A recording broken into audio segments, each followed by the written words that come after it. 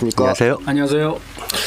자, 드디어 올해 마지막 방송입니다. 오늘 송년 특집 김태형의 세상 읽기 12월 27일 송년 특집 생방송을 시작하겠습니다. 반갑습니다. 반갑습니다. 반갑습니다. 네. 야, 오늘은 송년 특집이라서 한 분 더 오셨습니다. 송년 선물로 통일시대연구원 부원장님 오셨고요. 손정목 부원장님. 예, 안녕하세요. 네, 그다음에 세상 읽기에 고정 출연해 주시는 유경환 선생님. 네, 안녕하세요. 오셨습니다. 지금 뭐 국내 문제가 너무 복잡하긴 한데 그럼에도 불구하고 세상 읽기니까 어떻게 세상이 돌아가는지는 점검을 해야 될 것 같은데요. 최근에 한국 사회에서 또 하나의 충격적으로 다뤄졌던 뉴스가 있습니다. 시리아 아사드 정권의 붕괴. 그래서 시리아 사태라고 이제 얘기할 수 있겠는데 요 얘기를 좀 해봐야 될 것 같아요. 우선 개괄적으로 무슨 일이 벌어졌는지 좀 설명을 좀 해주시죠. 미국이 2011년부터 이 중동 지역의 저항의 축 아주 요지죠.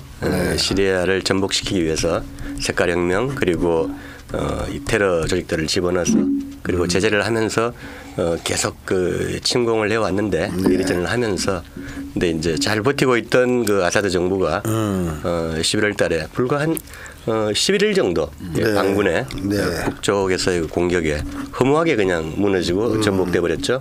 아사드는 러시아로 이렇게 망명을 하고. 과거에 시리아가 전복 위기에 놓인 적은 많았어요. 테러리즘에 의해서.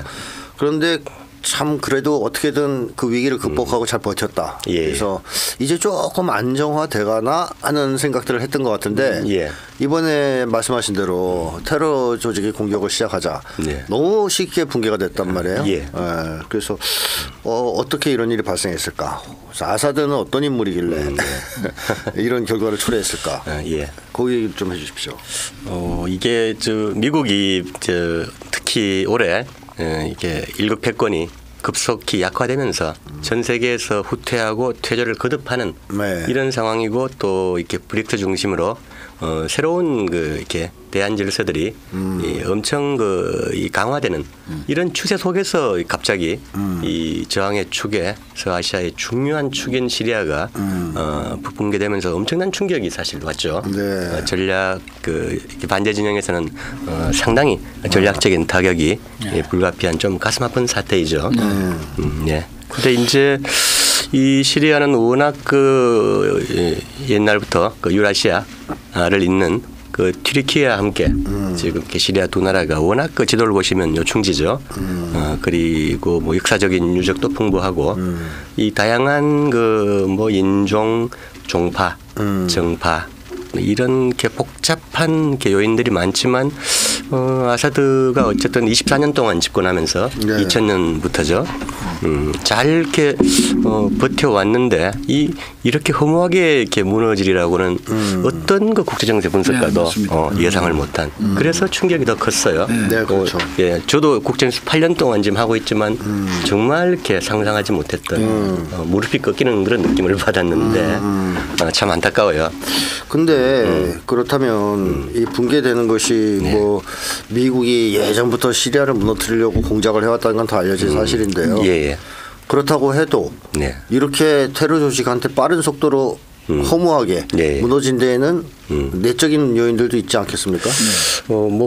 지금 여러 가지 분석들이 한 달 동안 나오고 있는데 그 전에 이제 조금 이 시리아 사태 전체 이해를 돕기 위해서 우리 청취자분들께 조금 약간 전사를 좀 말씀을 드려야 될 것 같아요.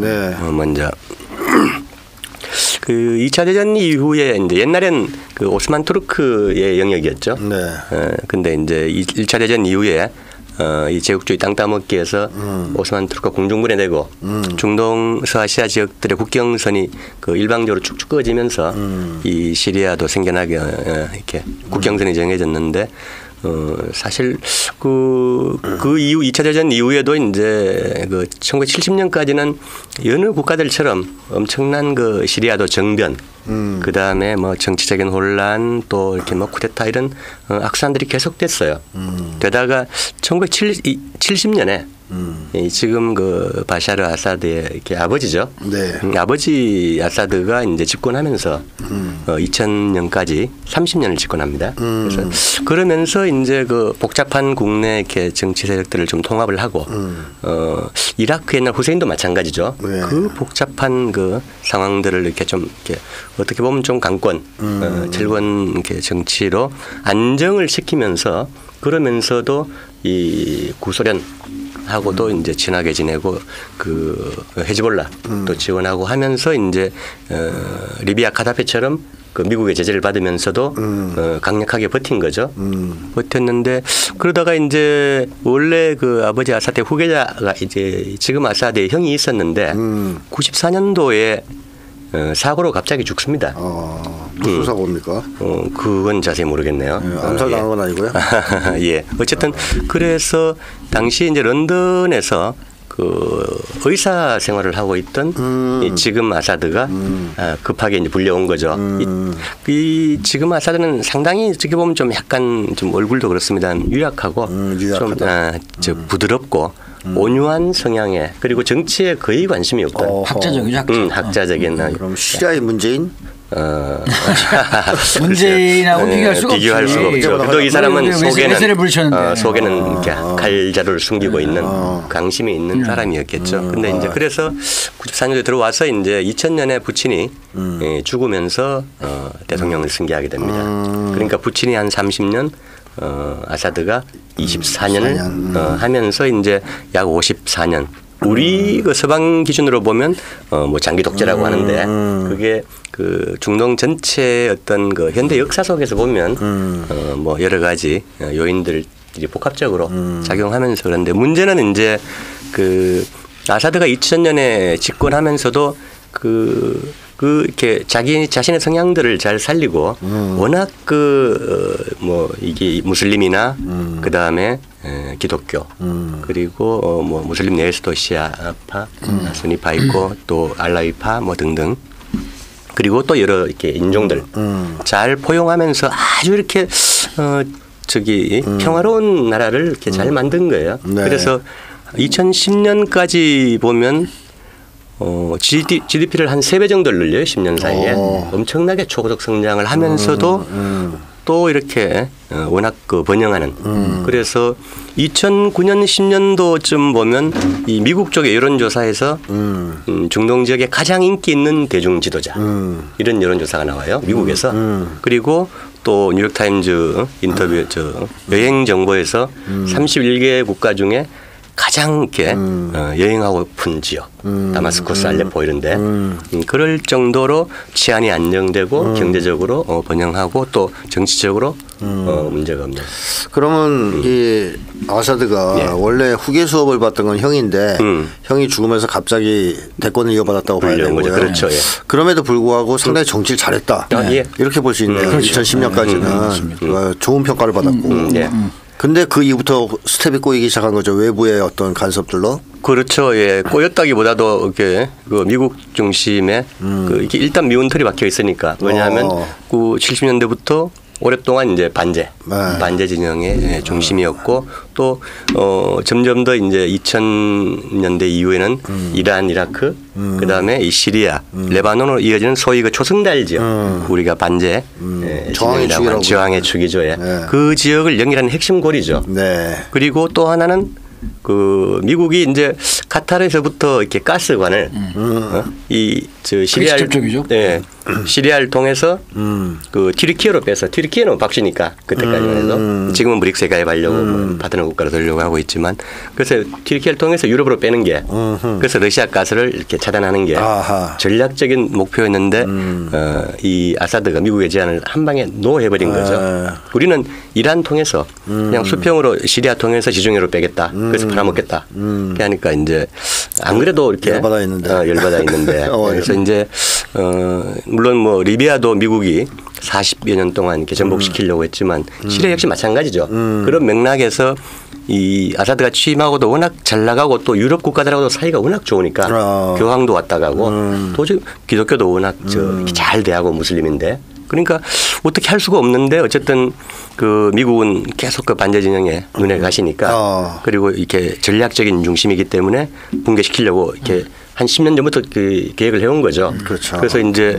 90년대 말에부터 이제 그 새로운 미국의 세계를 위한 프로젝트 그리고 2000년대 초에 이제 그 7개국을 중동 7개국을 5년 안에 점령하겠다. 지금 이란만 빼고 결국 그렇게 됐죠. 불행하게도 그 핵심에 이제 시리아가 있었고 구체적으로는 2007년도 보면 이제 그 미국에서 이제 그 팀버 시카모아라는 그 작전을 이제 공식적으로 시작을 해요. 전복 작전이죠. 그 이제 그 모태가 그렇고 이제 구체적으로는 이제 2011년에 아랍의 봄 때 시작이 되는데 2007년부터 이제 그 붕괴 작전을 이제 실행 계획을 세웁니다. 그래서 야당을 키우고 이제 뭐 자금 집어넣고 하면서 반영부시를 일으키고 하면서 슬슬 꺾는 거죠. 그러면서 이 중동의 뭐 살인자, 독재자, 가스 공격했다. 자국민을 향해서 뭐 그런 악선전을 막 이제 그거는 이제 나중에 아라이봄 이후에 저 이렇게 충돌이 이렇게 격화되면서 이제 장난을 치기 시작한 건데 그 전부터 이제 계속 독재자 이미지를 씌우면서 아까 그 평들하고 전혀 상반되는 국제적인 이미지를 이제 자꾸 악마화하기 시작하는 거죠. 미국이 뭐 그건 워낙 선수니까. 그렇죠. 그 전까지 신창하다가 갑자기 악당으로. 그래서 이게 참 우리 눈여겨봐야 될 게 그렇게 멀쩡한 대중적인 지도자, 온화한 지도자를 그렇게 독재자다, 살인마다 이렇게 하면서 악마화하고 그 국내에 이제 그 반정부 세력을 부추기고 나중엔 테러 조직을 집어넣고 그 무장 그 내전을 일으키면서 결국 그 이게 그 내부 내전이라고 하는데 내전은 아니죠. 그것도 아니죠. 정확히는 그냥 외세가 테러 조직 집어넣고 한 10만 명씩 집어넣어서 용병들 넣어서 그게 IS죠.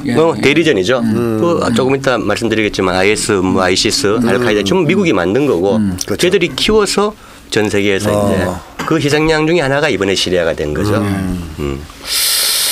자, 그래서 아사드가 뭐 들리는 말에 의하면 지독한 경제 봉쇄라든가 뭐 유전지대는 또 미국이 장악해서 또 석유를 미국이 다 훔쳐갔잖아요. 그렇죠. 예. 그러면서 뭐 사실 군대 월급도 제대로 지급하기 어려웠다. 이런 얘기가 나오고. 참 가슴 아픈 얘기가 그러다 보니 진격할 때 군인들이 적극적으로 싸우지 못했다. 이런 얘기도 있습니다. 그렇죠. 뭐 여러 가지 그 이유들은 나중에 또 더 나오겠지만 어쨌든 현재 아사드 정권이 전복됐습니다. 그러니까 미국이 사방팔방에서 깨지고 있잖아요. 뭐 우크라이나에서 깨지고 저기 아프리카에서도 밀려나고 자꾸 깨지는데 이스라엘도 만만치 않게 지금 사실 고전을 했었고 그랬는데 결국 미국이 자꾸 뒤에 터지니까 이렇게 뒤로 돌아가지고 만만한 동네 없나 어디 이래서 지금 시리아에다 불을 질렀다 이렇게도 볼 수 있을까요? 그렇죠. 예. 그 지금 13년 이제 2011년 그 봄부터 공격을 시작해서 구체적으로 공격을 시작해서 이제 13년이죠. 13년 동안 테러 조직 집어넣고 그 다음에 그 쿠르드족 이용하고 또 이스라엘은 계속 그 공습해대고 그리고 강력한 그 2019년에 카이사르법이라고 트럼프 시절에 강력한 제재 조항을 하면서 또 이렇게 봉쇄해버리고 더구나 그 작년에 불행하게도 또 큰 지진이 일어나서 쑥대밭이 되고 이 하면서 그 러시아나 이란의 입장에서도 이렇게 그 반대 진영의 축으로 포기할 수 없는 지역인데 그래서 상당한 지원을 했겠죠. 우리가 알 수 없는 그리고 시리아 역시 지역에 이제 다른 저항의 축 그 관련된 헤즈볼라나 하마스 그리고 예멘까지 지원을 많이 했을 거고 그랬는데도 불구하고 이제 그 이 13년 동안의 미국의 이 하이브리드 복합 전쟁 그 모든 그 이렇게 요소들을 동원한 그 봉쇄 그리고 하여튼 이런 그 장기전에서 시리아가 결국은 탈진한 게 아닌가 이런 분석들이 나와요. 근데 이제 그 과정들을 보면 그 아사드가 정말 나름대로는 잘 싸운 거죠. 그 사실 그 2011년부터 이제 미국이 그 테러리스트 조직을 이제 집어넣으면서 이렇게 충돌이 시작됐는데 2014년 15년 되면 당시에 그 시리아 국토의 한 70% 이상이 거의 80% 가까이 되죠. 혹자는 90%라고 얘기를 해요. 다마스커스 지역만 빼놓고 그 지역들이 반군손에 들어갈 정도로 거의 뭐 망하기 직전이었는데 다행히 2015년 9월 달에 누차 말씀드립니다만 그 이란의 용장 솔레이마니 장군이 그 푸틴한테 가서 모스크바에 독대를 해요. 그래서 중동 지역에 지금 시리아 상황이 이렇다. 여기가 무너지면 저항의 쪽 전체가 엄청나게 타격을 받는다. 네. 푸틴도 딱 보고 있고 참전을 시리아도 이미 여러 참전 요청을 하고 있었고 푸틴이 고민하고 있었는데 워낙 아프간에 상처가 있고 또 직접 참전은 아무래도 부담도 되고 하니까 이제 망설이고 있다가 그 솔레이마니가 워낙 강력하게 당시 이렇게 전황을 확실히 펴놓고 브리핑하면서 얘기를 하니까 이제 오케이 한 것 같아요. 그래서 2015년 9월에 러시아가 공군하고 해군 참전을 결정하고 바로 이렇게 그 석 달 만에 그 반군이 장악한 지역들 대부분 이렇게 격퇴를 시켜버립니다. 워낙 흑해에서 장거리 뭐 칼리브르 미사일이나 또 이렇게 무기 체계 그다음에 정찰 정보 자산들이 워낙 강력하기 때문에 상대는 테러 조직들이고 그러면서 이제 기사회생을 하는 거죠. 네. 그래서 당시에 이 아사드 정권이 그 상태에서 회생한 거를 21세기 정치사의 기적이라고 표현하는 평론가도 있어요. 예. 근데 그럴 정도로 어려운 시기를 지나왔는데 네. 지금 이렇게 너무 허무하게 무너진 거죠. 그러니까 어쨌든 뭐 그런 차원에서의 그런 미국의 제재 봉쇄가 큰 역할을 했고 그로 인해서 사실 경제적으로 상당히 타격을 받았고 또 이 석유 지역을 미국이 장악을 해 있어서 석유 같은 이런 주요한 자원을 활용할 수가 없었고 또 밀 같은 곡창지대도 역시 미국이 장악하고 있어서 거기도 또 생산 식량 문제도 심각해졌고 그러다 보니까 월급도 못 주고 제대로 되게 생활이 안 되니까 그런 과정에서 병사들의 사기가 떨어지고 그래서 병사 사기가 떨어지다 보니까 이 테러리스트들이 공격해 오는데 제대로 막지도 않고 도망갔다는 것이죠. 예, 그래서 그게 한순간에 그냥 뚫렸다는 이런 겁니다. 그래서 참 아쉽고요. 그런 과정에서 사실 이제 제일 궁금한 것이 그럼 러시아가 과거에 2015년에 그렇게 도와줬는데. 전환을 뒤바꿀 정도로 도와줬는데 왜 지금은 가만히 있었냐. 그렇죠. 또 이란은 또 뭐하고 있었냐. 이런 의문들이 누구나 다 제기되고 있는 것이고 그거 어떻게 생각하십니까? 참 안타까운데요. 우선 그 2011년에 아랍의 그 미국이 중동 전체를 공략하기 시작할 때는 결국은 그의 리비아가 무너졌죠. 가다피는 살해돼 버렸고 2011년에.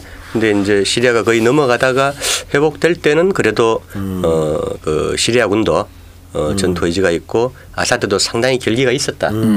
그런 측면인데 이번에 보면 방금 쭉 그 말씀하신 사실 저 지도에 나올 수 있겠지만 시리아가 사실 독립국가라고 하더라도 이 다마스쿠스 중심으로 근근히 버티고 있었고 그 북서부에는 그 이들립 쪽으로 그 튀르키예가 지원하는 요번에 그 HTS. 예. 알카이다 문파죠. 테러 조직이 건재하고 있고 북동부 북부에는 아까 말씀하신 그 쿠르드족 중심으로 미국이 또아리를 틀고 거기에서 이제 그 유전 그다음에 곡창지대 밀 계속 빼먹고 있고 남쪽에서는 이스라엘이 계속 공습을 해대고 이런 상태에서 그 13년을 버티면서 그 더구나 5년 전부터 미국의 강력한 제재가 시작이 됐고 거기에는 시리아를 돕는 인도주의적으로 돕는 나라들까지 다 제재하는 아주 악랄한 조항들이 있고 더구나 작년에는 결정적으로 큰 지진이 나면서 결정적으로 한 번 더 타격을 입고 이런 상태에서 그 경제나 하부 인프라가 계속 재생이 되고 활력을 가지고 발전하기에는 사실 좀 무리가 있었던 것 같고 그런 상태에서 방금 이렇게 말씀하신 그 군대에 이제 급여도 못 줄 정도로 장군들이 요번에 무너질 때 장군들이 40불 월 40달러 군인들이 사병들이 20달러 이 쳐들어오는 HTS 애들은 외국 그 용병들은 월 2,000달러를 받는데 그러니까 이제 경제난이 점점 심해지고 힘들어지면서 그 아마 내부에서도 불만 요인들, 그 다음에 그 단기를 저해하는 어떤 그 다음에 이제 쿠데타의 구름들, 그리고 부패 요인, 군부 정계를 포함해서 그런 요인들이 몇 년을 좀 골마왔던 것 같아요. 그러면서 이제 이번에 사실 그 몇 달 전부터 그 이란 최고 지도자 하메네이나 러시아나 그 북부 쪽에서 이렇게 HTS 테러 조직들이 그 대규모 공세가 있을 것이다. 네. 강력한 지금 이렇게 공세를 준비하고 있다고 몇 달 동안 경고를 했는데도 아사드가 거기에 제대로 대응을 못한 것 같아요. 못하고 동시에 이제 사우디나 중동 인근 국가들하고 작년에 이제 아랍연맹에 복귀하면서 정치 외교적인 그 해결책을 그렇게 하면서 준비도 못하고 또 방향도 못 잡고 실기했던 면이 있다. 네. 그런 게 이렇게 분석이 나오고 있어요. 예. 그리고 조금 더 이제 군사 기술적으로는 그 이번에 이제 다마스쿠스 주재 이란 대사도 이란 그 대사관 직원도 급히 이제 철수하면서 이렇게 쭉 테헤란 돌아와서 밝힌 게 이 반군 조직들은 그동안 보던 조직들이 아니라 이거예요. 막 그 미국에 그다음에 유럽에 이제 최신 무기로 무장을 하고 있고 더구나 그 드론, 현대식 드론으로 밀고 들어온다 이거예요. 시리아군들은 그냥 뭐 초소에서 맨날 금방 뜯으면서 똑같은 그냥 사기는 떨어진 상태에서 그냥 소총 들고 그래 이건 너희들이 반군이니까 쓰레빠 신고 오겠지 이렇게 했는데 드론으로 밀고 오면서 지금 우크라이나에서 보듯이 현대전의 공식이 완전히 바뀐 상태인데 그 시리아군들은 보병들이니까 위에서 드론을 때리면서 들어오는 거예요. 그러니까 어떻게 방어할 수가 없는. 그렇겠네. 그래서 일방적으로 후퇴할 수밖에 없는. 그리고 이제 후퇴하면 또 이렇게 그 전술상 도미노가 일어나잖아요. 그렇죠. 그리고 다음 방어 진지를 구축하기도 전에. 그래서 이렇게 허무하게 너무 빨리 순식간에 일 하루 만에. 그래서 이제 그 마지막 하루 이틀 동안 이제 도하에서 그 여러 이제 정파들. 그 아사드 정파를 포함해서 반군 세력들이 모여서 이제 쭉 그 협상을 했는데도 뭐 반군들이 워낙 그 전술적으로 승기를 잡았으니까 이렇게 다 노하고 그래서 이제 마지막 날 겨우 아사드는 러시아로 이렇게 도망가고 하여튼 이런 상황이 벌어진 것 같아요. 뭐 한마디로 러시아가 도울 틈도 없이 어떻게 보면 그럴 수도 있습니다. 지원할 틈도 없이 무너졌다. 이렇게도 볼 수 있다. 그리고 또 하나는 이제 그 아까 그 테헤란에 돌아온 그 이란의 그 조재원이 얘기한 것처럼 우리는 그 지원하고 조언할 수 있을 뿐이지 자기 운명을 결정하고 싸우는 건 결국 시리아인이다. 그렇죠. 시리아인이 결정해야 된다. 러시아도 똑같은 얘기를 해요. 네, 맞습니다. 라브로프 외무장관이나 그런 면에서 언제까지 예를 들어서 뭐 공군 지원하거나 뭐 식량 보내고 그다음에 보병은 갈 수 없는 거고 그러니까 이제 그렇게 하면서 사기가 떨어지고 부패한 일부 부패한 그런 이렇게 약화된 정권을 언제까지 지원할 수는 없다. 아마 이런 면에서 총체적인 이렇게 파워에서 밀린 것 같아요. 그러니까 지원도 자국의 군대와 힘이 있을 때, 의지가 있을 때, 의지가 있을 때 위력을 발휘하는 거지. 이렇게 시리아군 자체가 무너진 상태에서는 좀 도와줘 왔자 밑빠진 독에 물 붓기라고 볼 수도 있겠죠. 그리고 미국이 워낙 그 효과적으로 인구 2,300만 정도밖에 안 되는 나라를 갈갈이 찢어놨고. 그다음에 이제 산업 물류 기반까지 철저히 봉쇄한 상태에서 중장기전을 아주 이렇게 잘 진행했다. 미국 입장에서는 이스라엘도 마찬가지고. 근데 이제 이번에 보면은 꼭 미국만이 아니라 지금 사실 가장 큰 수혜를 본 나라는 튀르키예다. 터키. 이런 터키다. 이런 말이 나오고 있거든요. 그리고 실제로 HTS 자체가 터키가 훈련을 시켰다. 그러니까 그렇죠. 자금도 지원도 해주고. 맞습니다. 그리고 실제로 터키 군도 상당히 영향을 같이 강하게 갖고 있는 것 같고. 그래서 어떻게 보면 요즘에 그 튀르키예 사람들은 뭐 옛날에 오스만 지역을 수복했다.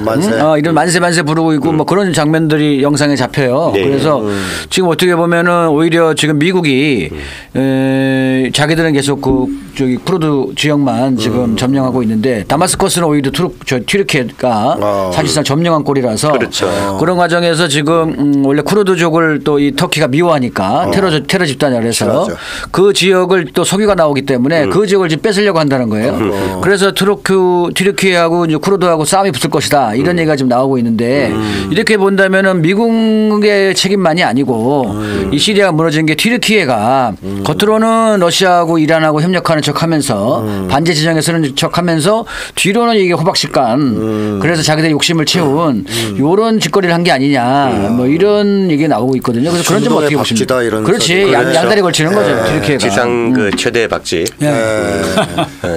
그래서 말씀하신 것처럼 이제 그 미국이 북동부 그 유전하고 곡창지대에 네. 또 아리를 튼 상태에서 네. 그동안 그 이란하고 러시아, 튀르키예, 시리아가 그 정치 협상으로 이렇게 문제를 풀어보자라고 한 게 이제 아스타나 협정이죠. 그렇죠. 아스타나 협정이죠. 그 프로세스를 이제 몇 년간 추진해 왔고 푸틴도 또 아사드도 이란도 상당히 거기에 기대를 걸었던 것 같아요. 네.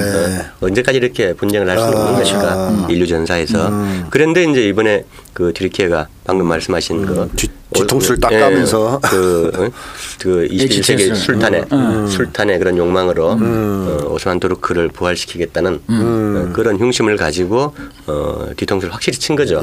그런 상태에서 이제 지금 그 튀르키예가 지원한 이제 HTS 조직이 무장 반군이 이제 어쨌든 다마스커스 점령을 했고 이스라엘은 갑자기 또 그 사이에 다마스커스 20km 앞에까지 지금 탱크로 진격해 와서 거기 점령한 거죠. 점령하고 있고 그 다음에 이 정변의 혼란기에 그 한 2주일 사이에 그 시리아 전역을 공습해서 이스라엘 놈들이 어쨌든 독립국가인데 그 전역의 군사 그 시설들 다 파괴해버린 거예요. 90% 이상을.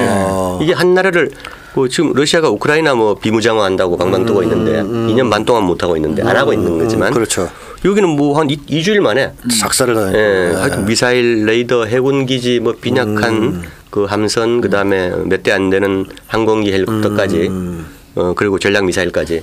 그 2주일 만에 완전히 그 인류 전사에서 이렇게 있을 수 없는 그렇죠. 그런 것들을 했는데도 전 세계는 침묵해요. 그 이스라엘이 지금 가자에서 크리스마스 때까지 이렇게 잔혹한 학살을 계속해도 침묵하는 것처럼. 그러니까. 이게 지금 참 이런 상황이고 그 다음에 이제 미국은 여전히 그 시리아에 뭐 미군이 900명 있다고 했는데 그저께 증파한다면서요? 아니 증파한 게 아니라 그동안 거짓말을 하고 있다 이거예요. 훨씬 더 미군이 많았다. 2,000명 이상으로 많고. 이라크도 늘린다고 증파한다고 그래. 근데 이제 그걸 숨길 수 없으니까 이제 그 지금 상황이 급변하니까 이제 증파를 해야 되고 그다음에 그 민간 군사 용병업체들은 훨씬 많을 거고. 그다음에 이라크도 마찬가지. 2,500명밖에 안 남았다고 했는데 미군이 알고 보니까 훨씬 많다. 지금 그 계속 근데 숫자는 말해줄 수 없다.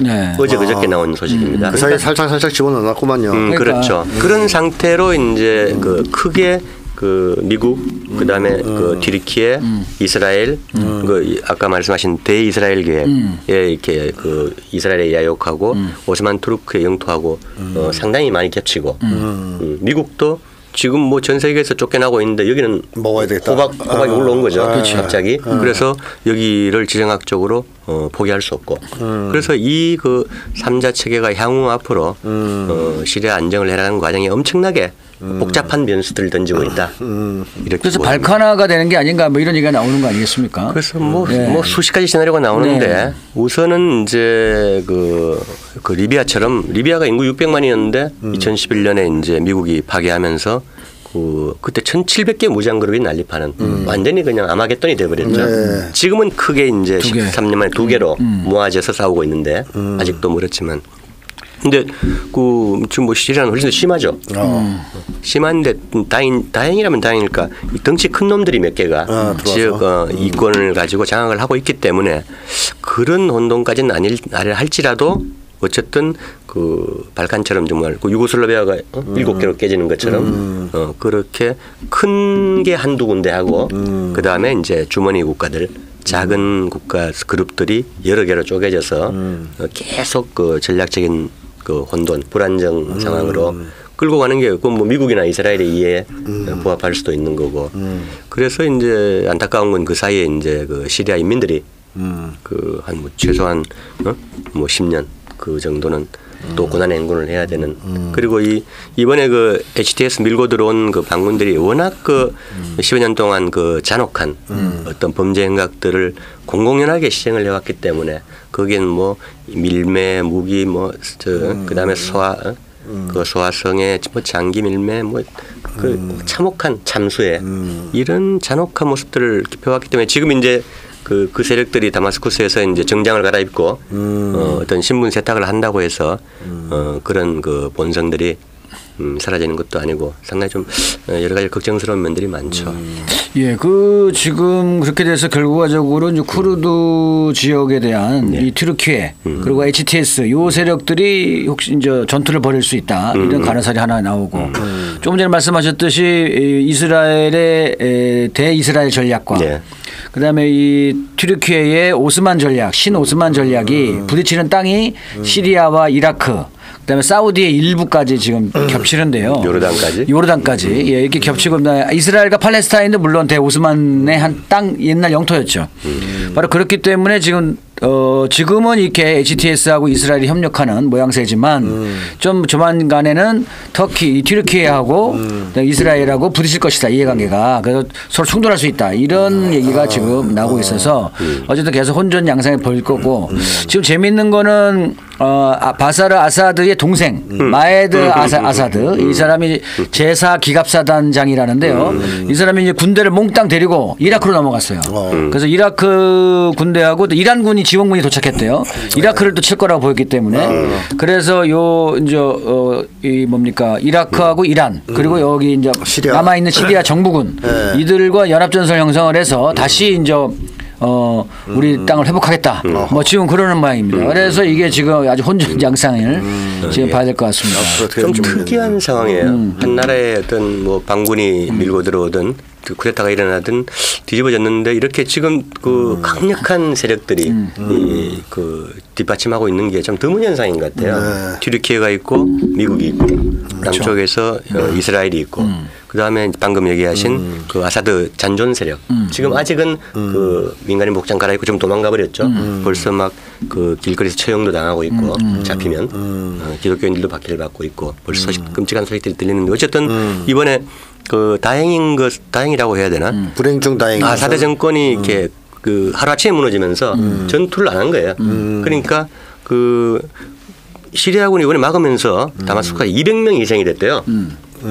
반군은 러시아가 급하게 막 공중 폭격 지원하고 하니까 한 2,000명이 죽었고, 그런데도 그냥 쑥대밭이 되면 밀려온. 그러니까 거의 대응을 못하고 후퇴를 한 거죠, 어딘가로. 방금 대기갑사단이 장비 전체를 끌고 이리아크로 넘어가거나, 또 오늘 소식은 보면 타르투스 주 지역에는 그 HTS군이 반군이 이제 그 아사드 잔존병들을 지금 추적을 하면서 전투를 하고 있다. 나오고 있어요. 그러니까 아사드 그동안 이제 어쨌든 정치를 뭐 나름대로는 잘했고 봉쇄 속에서도 그 지지 세력들이 엄존하고 있고, 그래서 이게 크게 보면 이 큰 흐름들이 이 러시아나 이란, 어떤 미국과 함께 어떻게 정치 협상을 하면서 이렇게 균형을 잡거나 아니면 안정을 이렇게 찾아갈 거냐, 여러 가지 그 복합적인 변수들이 있는 것 같아요. 방정식이. 하메네이 지도자가 그렇게 얘기했죠. 결국은 시리아 청년들이 일어설 것이다. 예, 맞습니다. 시리아 청년들이 일어서서 결국은 시리아를 회복하고 독립할 것이다. 이렇게 아주 뭐 공개적으로 얘기를 했는데요. 뭐 앞제가 있는 곳엔 또 그 나라의 민중들이 또 일어나지 않겠습니까? 그렇죠. 뭐 상당히 어려움이 있겠지만 그렇게 될 거라고 봅니다. 그 얘기 저도 그러니까 짠하더라고요. 그러니까 시리아 청년들이 일어날 것이다. 이렇게. 믿는다. 뭐 일시적으로는 우여곡절이 있지만 어쨌든 앞으로 시리아의 미래는 결코 제국주의자들의 기대대로 되지는 않을 것이다. 맞습니다. 뭐 이란, 이라크가 어쨌든 적극적으로 같이 힘을 모을 거고, 헤즈볼라 역시 옆에서 간이 보고만 있지는 않을 거니까 어쨌든 뭐 좀 더 지켜봐야 될 것 같습니다. 네, 알겠습니다. 자, 시리아 얘기는 이런 정도로 하고요. 이 지금 이렇게 중동에서 막 복잡한 일이 벌어지고 있는 와중에 유럽도 지금 정신 못 차리잖아요. 유럽 정권들이 뭐 흔들흔들한다는 얘기가 있는데요. 어떻습니까?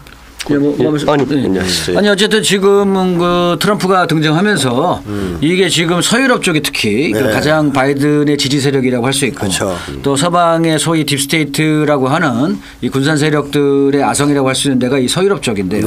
흔히 말하는 뭐 프랑스, 독일, 영국 뭐 이런 나라죠. 이런 나라들의 정권이 지금 트럼프가 등장하면서 아주 흔들리고 있습니다. 대표적으로는 슐츠, 독일 슐츠가 불신임이 돼가지고 결국 올해 9월, 내년 9월이죠. 내년 9월에 총선을 치르게 돼 있던 것을 내년 2월에 총선을 치러서 정권이 거의 교체될 것이 확실시되고 있죠. 이에 대해서 일론 머스크가 AFD 독일을 위한 대한당이 현재 흔히 우리들 신문에서도 극우라고 하는데 이 그 일종의 그 국가주의적 세력들 트럼프와 유사한 세력들 이런 세력들이 정권을 독일을 위해서 가장 좋은 선택이다. 뭐 이렇게 앨런 머스크가 얘기했고. 머스크 또 거기 가서 또 설레발을 치고 있네.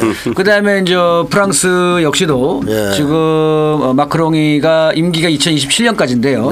어쨌든 지금 정부 불신임안이 통과가 돼서 총리가 또 잘렸죠.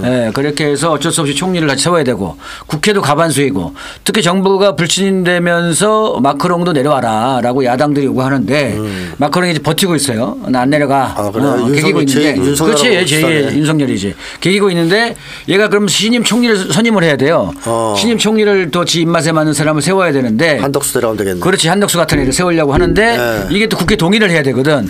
근데 기존에 총리 세웠을 때는 지가 다수당이었는데 이번에 총선 거치면서는 이제 소수당이 됐단 말이지. 다수당 과반이 안 돼요. 그래서 이번에 총리 선임하기도 어려울 것이다. 이런 얘기가 나오고 있죠. 그렇게 되면서 이제 마크롱이 정권이 거의 끝나가는 게 아니냐라는 이런 얘기가 나오고 있고 그 강력한 대안으로 부상하고 있는 국민전선의 마리르팽 국민전선의 당수가 마크롱은 이제 끝났다. 뭐 이렇게까지 얘기할 정도로 프랑스 정권 교체도 내년쯤에 상당히 가능성이 높아지고 있다. 이렇게 보여집니다. 영국은요? 영국도 지금 나이제 파라지, 나이제 독립당, 옛날에 지금 개혁당이라고 그러죠.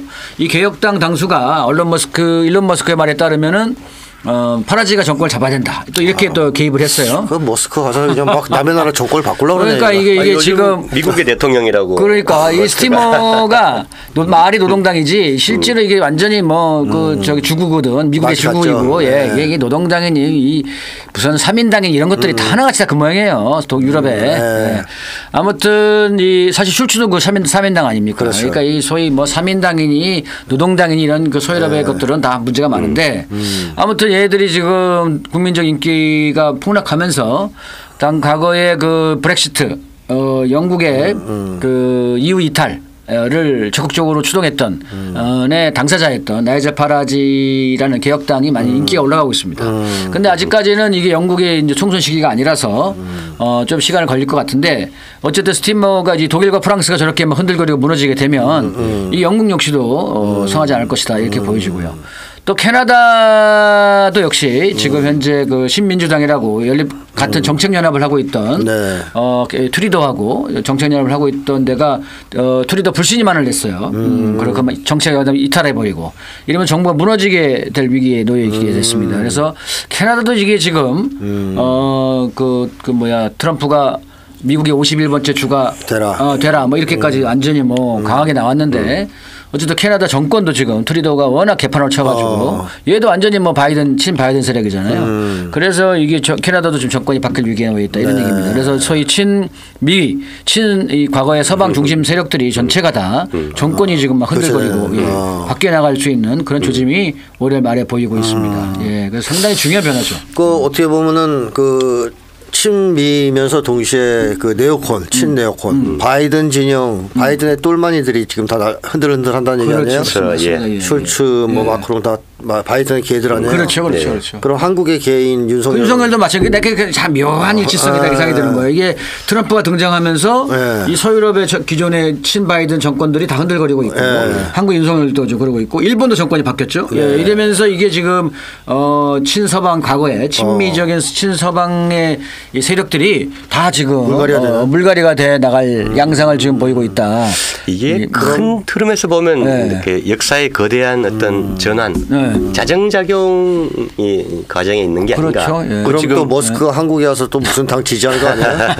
그러니까 이제 쭉 그 서방에 그래도 나름 이렇게 좀 방국계 낚이는 주요국들의 상황을 좀 쭉 설명하셨는데 그거 말고도 좀 많잖아요. 루마니아, 그렇죠. 조지아, 그다음에 또 뭐 몰도바, 그리고 다 이제 그 선거 과정에서 그 친미, 딥스테이트 친자본 이렇게 정부들이 흔들리니까 에이 우리 선거 안 해 하고 취소해버리거나 그 쿠데타 비슷하게 윤석열도 이번에 쿠데타 명분 내세운 게 선거 부정. 맞습니다. 이렇게 하면서 서방 전체에 지금 어떤 재밌는 얘기가 나오냐면 그동안 사실 뭐 서방이 이제 그 자신들의 또 올바른 가치라고 주장했던 근거인 그 대의제 민주주의, 1인 1표, 뭐 비밀 선거 이런 그 기반의 그 대의 민주주의 그 자체도 허약하지만 취약하지만 문제가 있었지만 그나마 명분은 가지고 있었는데 이제는 자기들이 그걸 안 지키는 거예요. 그렇죠. 선거에서 지면 너 부정 선거고 너 러시아 자금 받았어. 뭐 이러고 그리고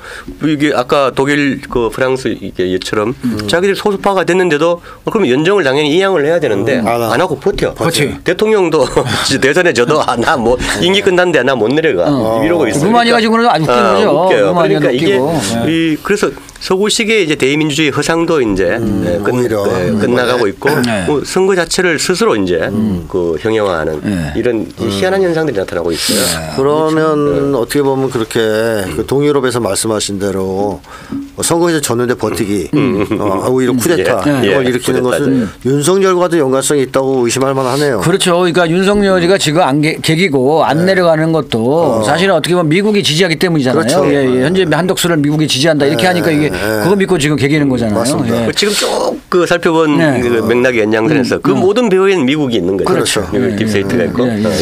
맞습니다. 그래서 재밌게 아주 이게 엮여 있는 것 같아요. 그렇죠. 엄청나게 전환기적 양상이에요. 이 과도기적 특성이기도 하고. 젤렌스키도 5월에 임기 끝났는데 그렇죠. 아직 버티고 있는 거예요. 심지어 거기 이제 그 이수권자인 의회도 8월달에 같이 끝났는데 이제 아무도 없어. 러시아하고 평화협상을 하려고 해서 사인할 놈이 없어. 그러니까 러시아가 얘기하는 거예요. 선거를 해야 된다 이렇게 나오는 거죠. 그리고 네타냐후도 지금 계속 학살하고 있지만 이제 계속 마누라하고 같이 계속 재판받고 있고 부패. 그렇죠. 부패 술에 바이든 정부 또는 뭐 딥스테이트 네오콘이 서방 세계 자기들을 따르는 똘마니 국가들에게 확실하게 남겨준 것은 민주주의를 다 파괴하라. 그러니까 사실상 바이든이 지지했던 나라들은 다 민주주의가 파괴된 거예요. 그럼요. 그렇죠. 그나마 명목상 있던 형식적 민주주의까지 다 파괴시킨 겁니다. 윤석열도 그 중에 하나일 수 있고요. 오늘 뉴욕타임즈 또 재밌는 표현이 나왔죠. 그래도 미국이 뭐 민주주의 동맹이라고 끌어모아서 미국식 그 규칙 기반 국제 질서, 그 가치 기반 뭐 질서를 이렇게 쭉 끌어모아 왔는데 이제는 그 똘마니들이 안 따른다 이거예요. 쿠데타 일으키고 윤석열이처럼 이게 어떻게 된 거냐. 지들 내에서도 이제 좀 이상한 거예요. 이제 앞뒤가 말이 안 맞고. 지금 전체적으로 보면은 어쨌든 유럽과 미국 이게 지금 뭐 엄청난 변화의 과정에 지금 놓여 있고 거기에 연동을 지어서 영향을 많이 받아왔던 나라들조차들도 지금 새로운 흐름을 지금 보일 수밖에 없는 이런 상황이 됐고요. 일본을 보더라도 지금 일본 노골적으로 지금 중국하고 협력 관계를 회복하는 이런 모습도 보이고 있죠. 그래서 어쨌든 내년 되면 이 변화의 흐름이 보다 더 뚜렷해질 것이다 이렇게 보여지고요. 한국 역시 뭐 윤석열이 아무리 그래봐야 어쨌든 대세는 못 바꾼다. 그러니까 흥미로운 것은 독일에서 예를 들면 독일, 프랑스 이런 데가 그 바이든의 개들이 그동안 우크라이나 푸들들이 우크라이나를 지지하면서 설치됐는데 한국도 윤석열이 바이든의 개였잖아요. 예, 뭐 개 중엔 좀 지능 낮은 개인데요. 근데 어쨌든 이 개들이 지금 청산되고 있는 거 아니에요. 그렇죠. 트럼프 쪽에서 다 치워라. 이 개들 말고 다른 개로 좀 바꿔라. 근데 다른 개가 될지 안 될지 뭐. 근데 그게 한국에서는 어떻게 작용을 할지. 그러니까 바이든 개는 치울 거고 트럼프가 자기 개를 내세울 텐데 트럼프가 선호하는 개는 뭘까요? 아니 트럼프보다는 우리 국민들이 이제 나서서 이 기회를 아니 뭐 그건 당연한 얘기고 당연히 국민들이 나서서 해야지. 당연한 얘기인데 트럼프가 선호하는 개는 뭘까요? 글쎄요. 트럼프는 한국에 관심 별로 없나? 그 전에 이제 아까 그 서구식 그 대의민주주의의 한계가 지금 노정되고 있다라고 말씀드렸는데 사실 그 미국식의 양당제나 아니면 그 독일의 뭐 녹색 3인 이런 연정도 그리고 영국식 양당제도 자기들끼리 돌려먹기 하는 거잖아요. 그렇죠. 우리도 긴 역사에서 보면 해방 이후에 민주당과 지금 국힘의 뿌리가 둘이 나눠먹기 하면서 이렇게 진보 정당들의 원내 진출을 가로막아왔고 했는데 이제 그런 큰 흐름들이 이제 허물어지고 이렇게 민중들이 새로운 세력들이 광장에 등장하면서 실제 그 국민 어떤 대표성을 실제 어떤 힘만큼 이렇게 가지고 이렇게 밀고 나가는 이런 새로운 흐름들이 시작되어야 하지 않는가. 네, 맞습니다. 저희들도 그럴 때라고 봅니다. 저희는. 저 거대한 시대적 변화에서 세계가 막 혼란한 것 같지만 또 보면 이렇게 맥으로 한 맥으로 이렇게 이어져 있는 그런 흐름을 볼 수 있습니다.